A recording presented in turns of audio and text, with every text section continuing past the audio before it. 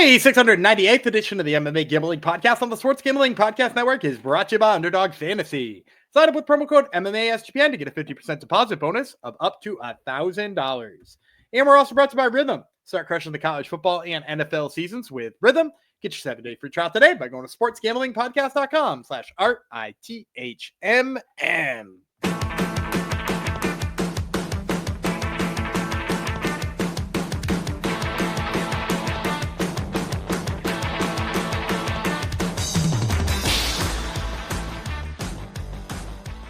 Howdy ho, Degenerinos. Welcome to episode 698. Oh, we're almost there, Gumby. 700, right around the corner. 698 of the MMA Gambling Podcast and the Sports Gambling Podcast Network, dedicated to one of our friends in the Discord, sportsgamblingpodcast.com/Discord. Michael with a million L's at the end.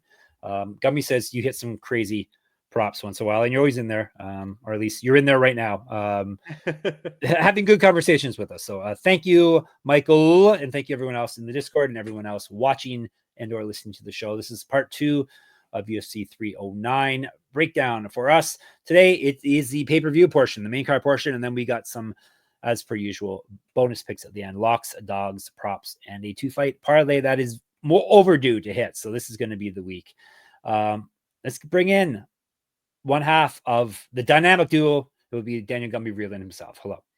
Yeah, this is like I know you knocked some of these fights on here, but I think stylistically they're weird as hell and a lot of fun in a lot of ways. You got one guy who punches people's heads off. You got another guy who doesn't get knocked out. You got a guy who can pretty much only wrestle or outbox guys who are bad at boxing versus a guy who's sick at jiu-jitsu. That's a recipe for some weirdness, which, on these types of cards where I'm like not crazy pumped about this main event, and I'll be candid, not crazy pumped about this main event. There's a half a dozen guys I'd rather see John Jones fight above Stipe Miocic, 42-year-old Stipe Miocic. So like when you're on a card that's got weirdness like that, you might as well have the whole thing be that damn weird. Yeah. The main event would have been, when would we have been excited about it? 5 years ago? I don't know, even 5 years ago. Because, when did actually Stipe hasn't won since August 2020, so he hasn't won over 40. Okay, so 5 years ago, yeah, I would have been interested, right? Because that would have been 2019. Yeah. But I would have been excited 4 years ago, to be fair. When he beat DC the second time, and he hadn't been knocked out into oblivion by Francis, and then sort of just like left for dead and sort of retired. Yeah, like after that, I didn't ever need to see him fight again. He wasn't motivated, didn't want to fight again. And yet here we are. Yeah. Fighting for a big old stack of cash. And we're actually talking about it because it looks like it's going to happen. I thought it was going to happen the whole time. Yeah. Like Jones only pulls out of fights that are winnable for him when there's something really wrong. Like he's, hit a pregnant lady with his car. But like outside of that, he shows up to fight week. Yep. And this is definitely a winnable fight. Spoiler alert. For numerous reasons. First of all, his one loss due to a 12-6 elbow has that rule no longer exists, so he can 12-6 elbow Stipe all he likes. And for some reason, New York State Athletic Commission has announced that the old UFC gloves are going to be used for this bout. The ones that make it easier to poke people in the eye. They're being used instead of the new gloves. I wonder why. A guy who has been openly accused by his opponents of trying to gouge their eyes. Well, what's the real reason? What's the reason they're going to give? I don't know, but I would just say, so first of all, it's worth noting in case you're like, shut up, conspiracy theorists, you're wrong about this. The New York State Athletic Commission did okay the new gloves previously. So it's not on them because they're notoriously like hard asses about things. Like, then it's not the New York State Athletic Commission. If they go back to the other ones after this, I'm going to have questions. Yeah. If this is the time they decide to go oh, okay, clearly this is lowering the number of knockouts. It hasn't really curbed the number of eye pokes. And I don't have the data on either of those things. But if they're finally deciding this is bad for viewership or this isn't actually solving the problem and they want to go back and this is the time they pick to go back, a little on the nose, a little bit overly convenient, but at the same time, I don't necessarily believe it. Yeah. It feels like a John Jones thing. Here's a media day. Quote, John Jones is glad UFC is reverting to old gloves for UFC 309 because the new ones are very uncomfortable. I was actually really stressed thinking about it. How am I going to go into fight week wearing these gloves? I don't even want to train in them. And then you went on to say, it makes it so much harder to jab someone's eyeball out when you're in a little bit of trouble in the bout. Maybe you didn't say that part. The first part you did say. Hunter Campbell, who's the number 2 man basically at the UFC, called Jones and told him that there were so many veterans on the card, they were going back to the old gloves. Yeah. That's so the only it was the UFC. reason? Oh my God. Yeah. Jones didn't like it. They're too tight. He didn't like movement. Right back around. Yeah. So Hunter, so the UFC did it. They're admitting that. Well, John Jones called them out and admitted that they're the ones that did it. Then that's an accommodation for Jim Miller. So bad. Yeah. No, I think it may be maybe a boy Eric Anderson wants it. So and Chris Weidman. Yeah. He doesn't like the it restricts his movement, which is true. It doesn't allow you to extend your fingers into someone's eyeball at opportune moment. So hopefully there's a line for. I'm setting it at 1.5 John Jones eye pokes. 1.5 actually stop the bout. I'll take the over anyhow, and I'm taking the under 0.5 points deducted. And I'm taking the over 2.5. Very, very strong. This is the very, very last warning from the ref on the belt. Get the fine folks at my bookie on the horn. Get them to offer some lines on these eye poke props. Because I'm assuming that they're going to put Herb Dean in the main event to make this a trifecta. No 12-6 allowed. Old gloves allowed. Herb Dean allowed. So the king of the super strong warning. This is the last time I'm going to warn you about sticking your don't make me become a part of this fight. Yeah, exactly. Oh my God. Anyhow, yeah. So things are looking up for John Jones, and it couldn't happen to a better guy, right? He deserves everything that he gets. So he's just a simple man of the people. Before we move on, if you haven't already, make sure you download the SGPN app or you are missing out. The SGPN app gives you access to all the podcasts on the network and the picks pages in one convenient app. Plus, like all our content, the app is completely free. Type in SGPN in the App Store to download it today. Make sure you wear the new gloves so it doesn't restrict your typing movement on your phone to get the new app. Or not the new app, our app. All right, UFC 309, Jones versus Miocic. New York City, New York, November the 16th. This would be 10 p.m. Eastern time for the main card, and we're starting off with a couple of relative newcomers to the UFC. Mauricio Ruffy, Brazil. James Llontop from Mexico, 3 5-minute rounds at lightweight. Tell you about Goku first, which is the nickname for Llontop. He's one of those. It's one of those nerdy Pokemon things, isn't it? Goku. It's definitely Dragon Ball Z. Dragon Ball Z. Is this what brought up my Dragon Ball Z hate? Yes, I'm pretty sure. I can't wait for the Dragon Ball Z contingency to get real mad at you again. I'm excited. Goku. Yes, there's a Dragon Ball Z wiki. Of course there is. Of course. What else are those people going to do? All right. Goku Llontop. Don't tell him though I'm making fun of it. He probably could beat me up even though I'm twice the size. Not probably. He would beat me up even though I'm twice the size. He's 14-4. 7 knockouts, 1 submission. He's been submitted twice. He doesn't get his head knocked off. I think he's the one Gumby was referring to who does not get his head knocked off. Correct. Yes. He's taking this fight on short notice. He's 0-2 in the UFC. That's part of a 2-fight losing streak. Before that, he won 12 straight. 0-1 in Contender Series. Missed weight before. Regional champion. He's fight at featherweight and welterweight. An inch of height, 3 years younger than Ruffy. More active landing strikes. And he's outstruck his UFC opponents by 1.41 strikes per minute. Yeah, he lost both those fights. Plus 625. Ouch. One shot. Ruffy. This is the man that knocks heads off. 10 knockouts, 1 submission. He's been knocked out 10 people. Knocked out himself once. 1-0 in the UFC, 1-0 Contender Series, 5 straight wins. He's not lost since November 2019. He has multiple regional championships on his mantle. Correct. Get our shirts at sportsgamblingpockets.com/store. Get a bunch of other stuff too, not just shirts. He's fight at welterweight, 2 inches reach over Llontop. Better grappling stats than Llontop. Has outstruck his opponents by 1.08 strikes per minute. Minus 800. Gumby. I have a feeling you're going the opposite of me. Obviously, I'm taking Ruffy. I'm not taking someone on short notice, especially against a guy. Probably going to have to do a quick weight cut, which isn't good for your brain, against a guy who rattles your brain around in Ruffy. So give me one shot Ruffy minus 800. Am I right? What is wrong with you? Why would you taking Llontop? No.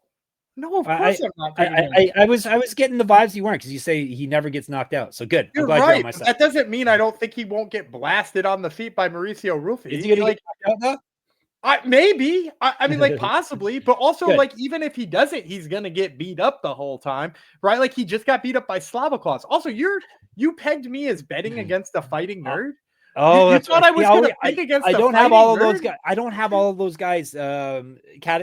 Or categorized are in my they brain winning yet. right now with big Yes, punches? it's true. Then yes, then they're a fighting nerd. I didn't know That's he was a pretty much nerd. all of them. I do need to catalog these people better in my brains, but yes. So he wears the glasses and everything after the fight. So. Gian Silva, Mauricio Ruffy, Carlos Praches, Kai Bohayo, and then Eduardo obviously Moira. no.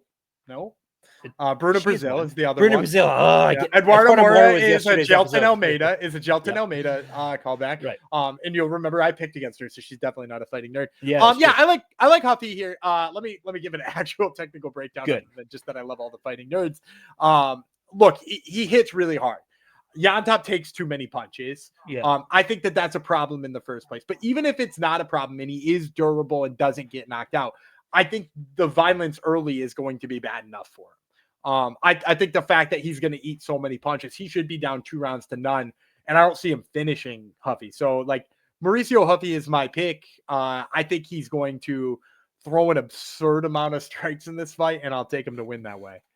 I don't think there's really a playable line for him, though. I'm going through the props. Like, if we go to Underdog Fantasy clip now, there you I can tell you a playable avenue if you'd like. Yeah, just in terms of betting, like even his, I think his decision prop is in play. You don't like the decision prop plus 300 on Llontop just taking 15 minutes of damage. He took 15 minutes of damage from Slava Claus, who hits pretty damn hard. No one is taking 15 minutes damage from Huffy. That's the thing. So yeah, that's true. But like, how many people have lost by decision to Slava Claus? Yeah, not a lot of people losing by decision to that dude either. Yep. Yeah. So Underdog Fantasy, maybe there is a good. You're doing a video this week, are you not? Yeah. You so catch my video, but also you got one now. I can give you one right now if you want to. Cool. Go right ahead. I meant, like, why don't you go to the ad? Oh, okay. I got you. Fine. Actually, I'm going to tell you about Underdog Fantasy first. How about that? Ad read. You're trying to give me you're giving me an opening. I was not cluing in. No, you were not. Like that Simpsons where the Simpsons where they went into witness protection and Homer got his name changed and they were trying to train him, the FBI agents, and they kept stomping his foot and Homer wasn't catching on to his new Mr. Johnson or whatever his new name was. It's like that. It's perfect. You were laying it up and I wasn't catching on. All right. Underdog Pick'em has one of the biggest menus for all sports. They got NFL, college football, college basketball, MMA, NBA, NASCAR, and more. They got specials. They got boosts. They got on all flex entries. Gumby, now that I've figured out what's going on, you have a play for us? Yeah. Mauricio Ruffy, higher than 40.5 significant strikes. Like, even if you think he's going to go in there and knock out James Llontop, like, Llontop takes damage. So, like, even if this is like a cumulative or a mid, even if it's like a minute into the second round, I think the fact that they're going to go to war, you're going to see Huffy land that 40.5 in like no time at all. So give me Mauricio Ruffy's higher than on 40.5 significant strikes. All right. You got the play. Now here's what you do. Sign up with a code, MMA SGPN. And then that way you get to claim your special pick and first time deposit offer up to $1,000 in bonus cash. It's underdogfantasy.com. Promo code MMA SGPN. All right. It's a disappointing performance from you. It was. Let's see if I can pick it up here. Yeah. First I doubted your pick and then I did all that. So I'll do better. Maybe the haters are right, Gumby. We're moving on to a women's fight, women's flyweight bout. Karine, Silva, Brazil, Viviane, Araujo from Brazil as well. 3 5-minute rounds if they need it. Women's fights more than likely do need it. Vivi Araujo is 12-6, 3 knockouts, 4 submissions. She's been knocked out once. There you go, right there. She doesn't get stopped. 6-5 in the UFC, 1-3 over her last 4, 2-4 over her last 6. Lost her last fight. Used to fight down at strawweight, up at bantamweight. Regional champion, an inch reach over Silva. Better striking stats, more active landing strikes than Silva. She has been outstruck though in the UFC by 0.85 strikes per minute, plus 220. Killer Karine Silva. One of the many up and comers at flyweight. 18-4, 9 knockouts, 8 submissions. Been knocked out once, submitted twice. 4-0 in the UFC, 1-0 in Contender Series. She's won 9 straight. He's not lost since May of 2019. Used to fight at strawweight and bantamweight, just like Araujo. 2013 pro MMA debut, so an up and comer, but an experienced one. an inch of height, 7 years younger than Araujo, better grappling stats than her, has been outstruck in the UFC by 0.45 strikes per minute, minus 265. Gumby. I'm gonna go with Karine Silva. I think this is a little bit of a step down for Araujo, but like this is exactly. I mean, they're giving her both the upcoming Silvas right in a row, which is kind of absolutely cruel. But if you like look at her recent record, the only win she has in there is Jennifer Maia, who's not with the UFC anymore, right? She's Invicta now, if I'm remembering correctly. Right. Yeah, right. And like the only reason she went in there and beat Jennifer Maia is because she had a speed advantage in that fight. And at this stage in her career, it seems like there's so few people she still has a speed advantage over. And Karine Silva definitely isn't one of them. I think she's going to struggle with the volume there. Karine Silva subbed 4 out of her last 5 opponents. I don't know that she subs Araujo, but like, it's also just like one more thing you have to worry about if you're Araujo. Like, she's not going to shoot a takedown and control and deal with Karine Silva. Karine Silva is really good on the mat. She's really good at grabbing guillotines, surprisingly. But she got one on Kui Huiyan, I remember, in Contender Series. And I'm a Kui Huiyan fan. So Karine Silva is the pick here. I think speed, volume, a little bit of grappling, all going to be too much for Vivi here. You're just showing off that it's the another Chinese name that you can say. Yes, there you go. I am taking Killer Karine Silva as well. Killer is a very good nickname for her. She's good everywhere, and she finishes people everywhere as well. So, do you think she's as good as Natalia Silva, or do you like Natalia Silva better? Natalia, I think. Yeah, I'd like Natalia Silva better. Yeah. Just like they're both like up and coming Brazilian 125ers, and they both like got like this is what they're doing to Vivi right now. She's that like go make sure these two are for real, and then we'll show you where Invicta plays. Exactly. Well, that's really what veterans should be used for, really. At that point in their careers, if they've had their run to the top and it didn't pan out, then or even if it did pan out and they're on the way down, that's basically, if you want to stick around, then okay, try to be a gatekeeper. So I'm all for it. Speaking of gatekeepers, Paul Craig, could he be a gatekeeper? Down at middleweight, he's fighting Bo Nickal. This is middleweight bout, 3 5-minute rounds. I don't know if he can be a gatekeeper. He's only fought once or twice at middleweight, but we'll see if he sticks around long enough to gatekeep. That would be the Bear Jew, Paul Craig. His words, not mine. 17-8-1, 4 knockouts, 13 submissions. He's been knocked out 5 times, submitted twice. 9-8-1 in the UFC. He's lost 2 straight, and he's gone 1-4 over his last 5. 2 straight fights he has been finished in. Used to fight at 205. Mostly he fought at 205. Multiple regional championships on his mantle. Correct. Get the shirt. sportsgamblingpockets.com/store. 2013 pro MMA debut. 2 inches of height over Nickal. More active when he strikes than Nickal. He's been outstruck in the UFC by 0.52 strikes per minute. Plus 750. No respect. Such a big number. For my fellow Scotsman. Nickal, 6-0. 2 knockouts, 4 submissions. He's been 3-0 in the UFC. He's a world champion in wrestling. 9 years younger than Craig, better striking stats, better grappling stats, has outstruck his opponents by 1.14 strikes per minute, minus 1,100. And that's a big number on the other side, Gumby. Obviously the athleticism, youth, and strength is a cheat code. And this point in his career, Craig does not really have a chance here, especially against a guy as good at grappling as good at wrestling. I'm sure Gumby good at wrestling was about to be the correction I had there. Gumby will. I know. See, we've done almost 700 episodes. I know when Gumby's going to check me. Better at wrestling and just good enough and smart enough and strong enough. Not experienced enough, but give me Nickal. I don't like the number at all. And Gumby will tell you why he's taking Craig. I'm gonna take Craig. There you go. You got to make at least one crazy pick. I got to make one crazy pick, A, and then B also like. So there's 3 fights with giant odds on this fight card, all in the main card, by the way. Huffy, Nickal, and John Jones. And if you ask me which one of those can you get behind, right? Like, because I know you're going to take the favorite in all 3 of them. Do you like Craig. James Llontop, who got his crap kicked by Slava Claus? Do you like Stipe Miocic, who's a 41-year-old, half-retired firefighter, fighting the greatest fighter of all time? Or do you take the guy who's only got 5 pro fights to lose to a 6 wild submission artist who beat the #1 contender up a weight class before? Like people forget this dude, his submission game is so good. He subbed Magomed Ankalaev in the last minute of the fight. And I think that for me is why I do like Craig's money line here.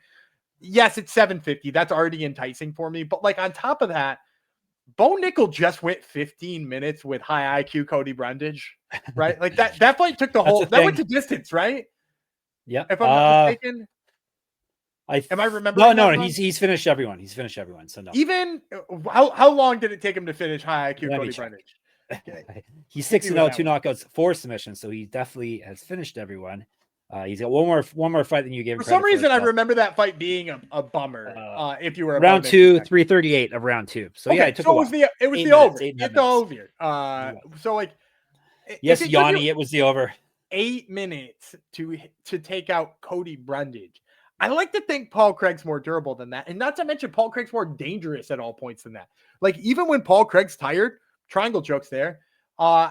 You mean to tell me there isn't a 7-1 chance that Paul Craig grabs a guillotine on one of Bo Nickal's bad takedowns? I think there is. Like, I think there's at least a 7-1 chance that happens. So to get 7.5 to 1 here, that like one of these takedowns turns into something, or Paul Craig kind of like sneaks to Bo Nickal's back at some point in time. Like again, Bo Nickal, not a very high level jiu-jitsu practitioner, really excellent wrestler. Don't trust his jiu-jitsu yet. Give me Paul Craig. Yeah, makes sense. I would take none of the massive favor. You said which if I had to though, it would be Craig, I guess. Yeah. Of those three, I knew you were going to take none of them, but of those three, he's definitely the best value. Yes, for sure. And you'll get yelled at, I'm sure. Oh, it's what an idiot. These guys, it'll be these guys are idiots. So I'll be grouped in with you. I like when you're grouped in with me, by the way. It's usually it's fine because it's positive. It's you hitting up 38 units or whatever you are. So I'll take credit for that. Sure. Co-main event is a rematch. Lightweight bout. It's a 5-minute round bout. Why? So yeah, why are we doing this and why are we doing 5 rounds? Because Conor McGregor is playing around with Michael Chandler. Finally, he clued in. How many years has it been? He finally clued in. Maybe I'm not getting this money fight. Chandler finally gave in. He's fighting against a man who already obliterated him, Charles Oliveira from Brazil. 5-minute rounds. Let's break her down if we have to. Iron Mike Chandler, 23-8, 11 knockouts, 7 submissions. He's been knocked out 4 times, submitted once. 2-3 in the UFC, 1-3 over his last 4. Got submitted in his last bout. He's not fought since November of 2022. Still waiting for that McGregor fight. He's not won since May 2022. Keep on waiting. He lost via TKO to Oliveira 2021. 18-5 in Bellator, 3-time champion there, which means he lost the belt twice. 2-0 in Strikeforce. Strikeforce never die. I don't get to say that too often anymore. WC never die, hardly ever. How many guys are left? A few, I guess. We got all of those still. 2009 pro MMA debut. A wrestling champion in college. A more active landing strikes than Oliveira. He's got a positive strike differential of 0.31 in the UFC somehow, plus 215. Do Bronx is 34-10 with 1 no contest, 10 knockouts, 21 submissions. He's been knocked out 4 times, submitted 4 times. 22-10 with 1 no contest in the UFC. He is the former champion. Loss over his last 3, 12-2 over his last 14. Missed weight 5 times. He even lost his belt for missing weight recently. Used to fight at featherweight, 2008 pro MMA debut, a BJJ champion, 2 inches height, 3 inches of reach over Chandler, 3 years younger, better striking stats, better grappling stats, has outstruck his opponents, but barely in the UFC by 0.19 strikes per minute. You wouldn't guess that Chandler had a better strike differential than Oliveira, but it's true. Minus got to fight Tony Ferguson recently. That's true. That's true. Punching bag. Minus 250. That's quite the resume for both guys. But yeah, minus 250. So kind of big odds here as well. Yeah, but the Chandler resume hasn't been good in the UFC. It's a big old fat layoff, and it's a 2-3 record with the best win being Dan Hooker, and not even maybe the best version of Dan Hooker. Like it feels like he's taken a step forward lately. Charles Oliveira is the pick here. I think the layoff, I don't think is going to be good for Chandler because like even if Oliveira starts a little slow here, Chandler's going to be rusty out the gate. We saw in the last fight, even if Chandler had a little bit of success early, he wound up, walking into punches, walking into submission attempts, just walking into bad situations. And, like that like his bright spot in that fight was like a faster start. And like, now he's probably going to have a tougher time doing that, being that he's rusty and he's been away. Yeah, there's nothing that makes me like Michael Chandler in this fight, especially not the rabid obsession with preparing for a fighter who could not be more different than Charles Oliveira. Like he's basically just been obsessed with a guy who he thought he could go knock out and was probably going to wrestle. And now he's going to fight a guy who, hasn't really been knocked out all that much and is phenomenal on the ground. So yeah, give me Charles Oliveira here. And it's easy to pick. He was a bit of a scumbag in the Poirier fight and a bunch of other fights. So yeah, it's easy to pick against Chandler. But yeah, Oliveira is obviously a picker. He's already proven that he knows how to do this. And Chandler's fallen off way more long ago. Wasn't even that long ago. And over the past 3 years, you can't really say Chandler's fallen off too much because he hasn't fought. But I have more faith in Oliveira in all aspects of the game at this point. So he is the obvious pick here. Speaking of picks, you can use these picks we're giving you at mybookie.ag because we are brought to you once again by mybookie.ag. I say once again because SGPN started out with MyBookie way back in the good old days, and now we are back with them again. We have returned. The prodigal sons have returned. Check out the new improved website, great on mobile. Plus, they have props for every game and the live dealer casino.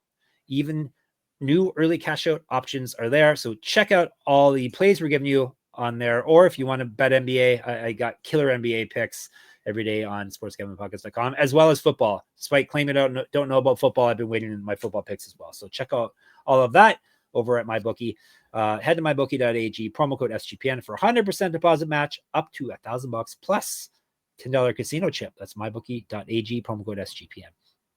And SGPN's proud partner, Rhythm, is the #1 AI-powered sports betting platform that helps provide bettors of all levels the ability to build custom predictive betting models in seconds, get predictions for betting on money line, spreads, totals, and props.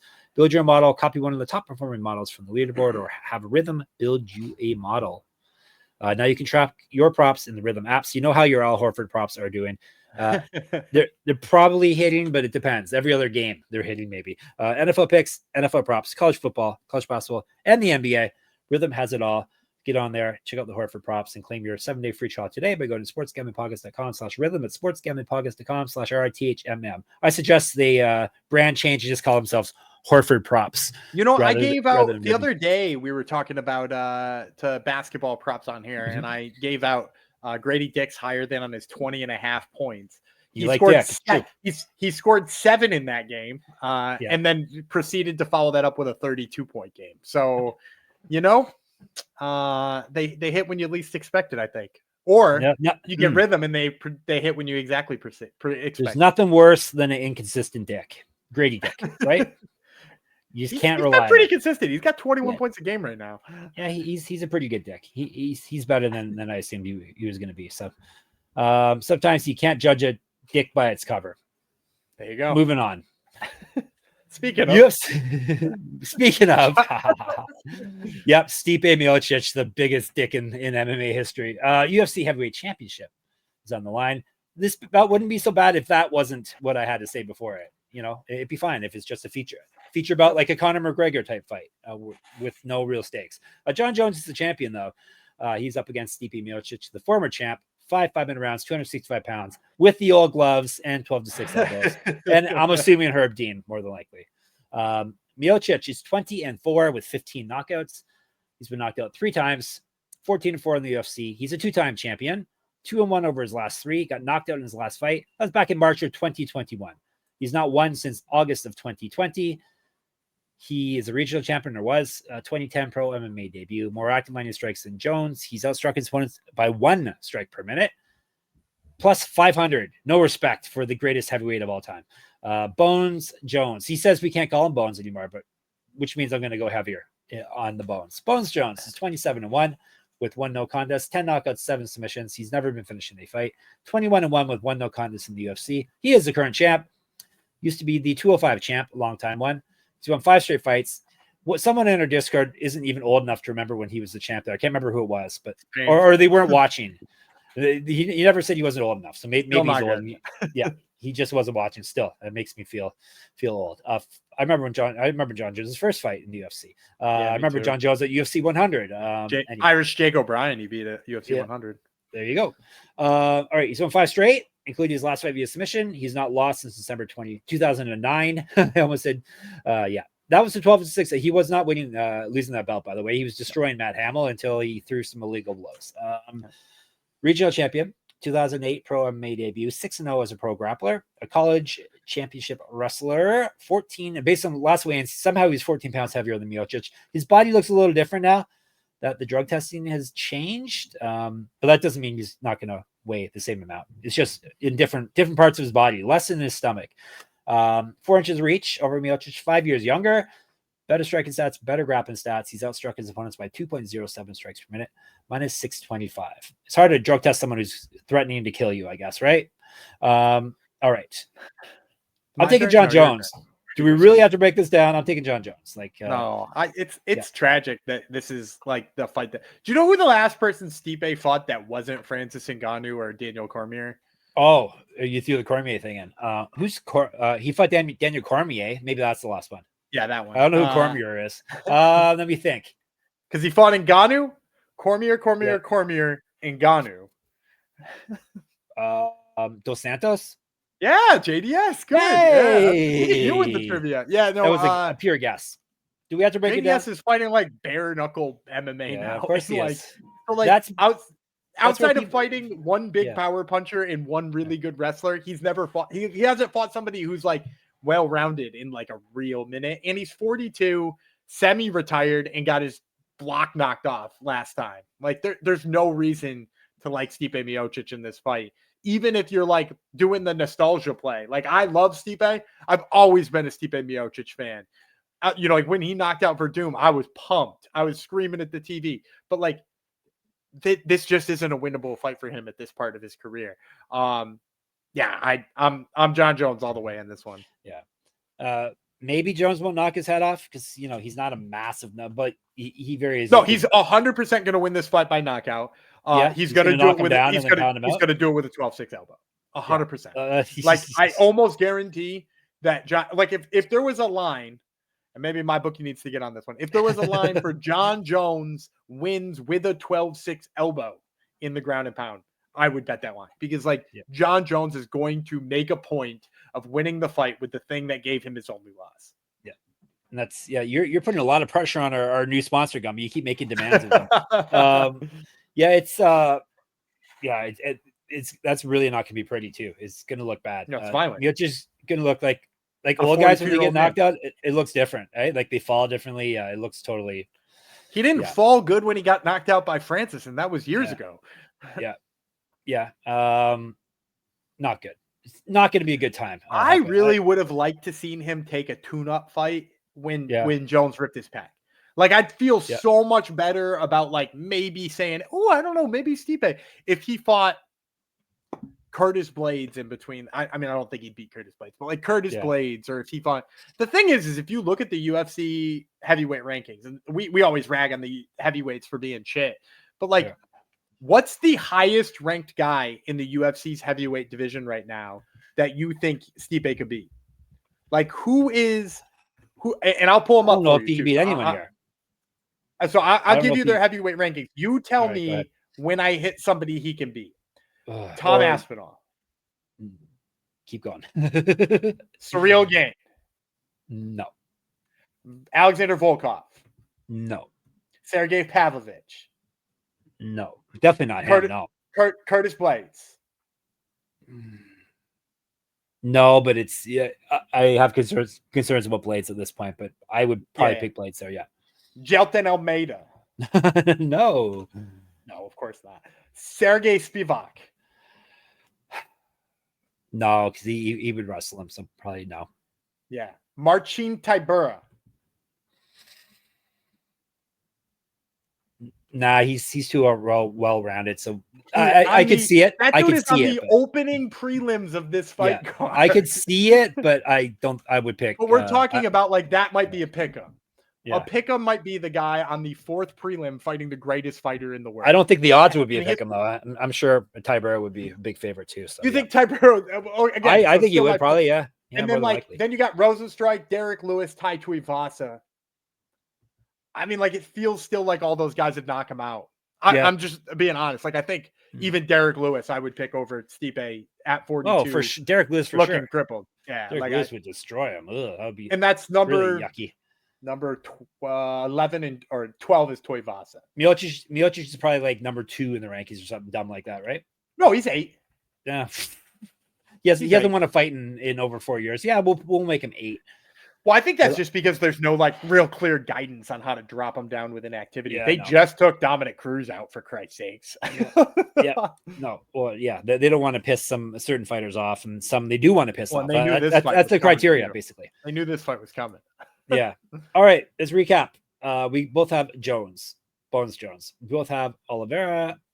I have Nickal. He has Criag because he's a wild man. You're the maniac. You're the real maniac, not Marcus McGee. We both have Killer Silva. We both have Hoofy. All right. I'm ready to do another ad read, but no, it's out of the way. We have got our special place now. Locks, dogs, props, and a 2-fight parlay that's going to hit because Gumby owes this one. I think I get to go first here, right? I'm changing. Do you know who I'm picking already? Because I just changed who I'm picking. I know who I'm picking. right. Let me look. What do you? No, I think I know who you got.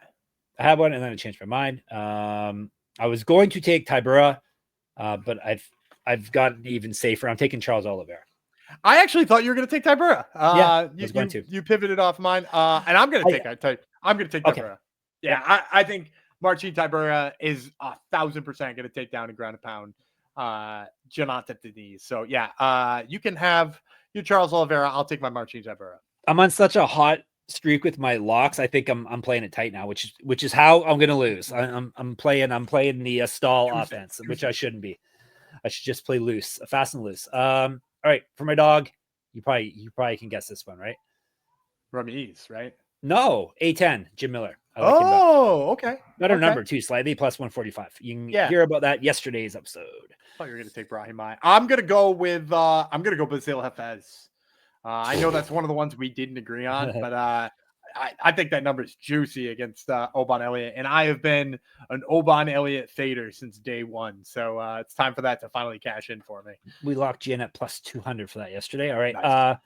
My prop, I was originally going to take Killer Silva via decision, but since we discussed it, and this is a better number actually for somehow John Jones via knockout plus 130. I don't know how it's plus, but yeah, that's my prop too. I already had it written down. Like in, I know that the sub line right now is plus 200. It going the distance is like plus 600. He's not going to want to sub another guy. Like you said, you explained all that. He came out and he subbed a kickboxer and he almost like kind of got a little shit for it, right? Like he almost. And he said he didn't like it either. So yeah. Yeah. And now 12-6 elbows are legal. It's in his home state. It's up against a guy who seems like it's going to be easy to knock him out. Even if he like doesn't get the ground and pound 12-6 elbows, feels like he could knock him out standard with like a head kick or something like that too. So yeah, 130 kind of shocked me. I thought we were going to see a negative number there. Yep. All right. There you go, ladies and gentlemen. Now I'll recap that. Tiber, Oliveira are the locks, Hafez and Miller are the dogs. Jones via knockout. We're locked in on that as our prop play. All right, Hungry Man Jog Superfan parlay. Let's hit one this week, Gumby. I'm gonna do the Hungry Man round robin again. There were enough props. I want to try it again. It went really badly. It went as bad as it could, actually. It went as bad as it could. It was 0 for 5. And of course, all these numbers are like plus 300, plus 400. So like going 0 for 5, not the worst experience in the world. But I want to try it again.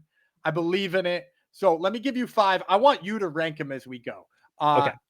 Rank them as either, yes, I like him and I would play him. Okay. I wouldn't play him because I'm not picking that side, but it's a respectable line. Okay. Or what the hell are you thinking? That's an interesting scale we have going here. Yeah, that's the scale we're going to work with. Yes, I like it. I'm on the other side, but that's respectable. What the hell are you thinking? All right. So the first one, I know you're on the same side of this one as me, and it's Ramiz Brahimai. I think Brahimai is going to sub Mickey Gall. I like it. Mickey Gall Mickey Gall, first of all, really good jiu-jitsu. Ramiz Brahimai has never won a fight he hasn't won by submission. So if you're on the Ramiz side and you can get him at sub plus 450, that's a line. So I really like that one. I know you're on the same side as this one too. Marcin Tybura, KO prop. And I don't think he's going to knock him out. I think he's going to TKO him because I think he's going to get him on the ground.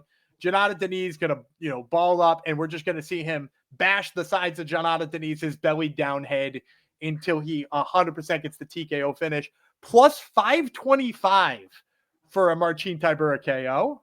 Okay, for that number, I'm kind of iffy on that because he very easily. You think he's going to get could sub him? Like, he's but obviously that's a decent path, a foreseeable path to victory as well. What you just described there. So yeah, sure, why not for that amount of money? And then I know you hate Basil Hafiz. but I'm I don't double hate dipping. the man. He's fun. I'm the double Habibi. dipping. I've seen my guy Oban Elliott give up his back to Val Woodburn. If he gives it up to Brazil, he's getting subbed. Plus 600 on the sub there. Good enough line for me. That's all I have to say. Yeah. And then I'm gonna take Jim Miller in the fight with Damon Jackson. Jim Miller on points is plus 400. I don't think he gets him out of there. Yeah, Damon Jackson, pretty durable. He's lost 3 fights in a row and only been finished in 1. Jim Miller, good finisher, but the wrestling could cancel out enough. Jim Miller by decision plus 400. And then Mauricio Ruffy, I'm going to take him too. His line's out of control at negative 800, but you can get plus 300 for the decision.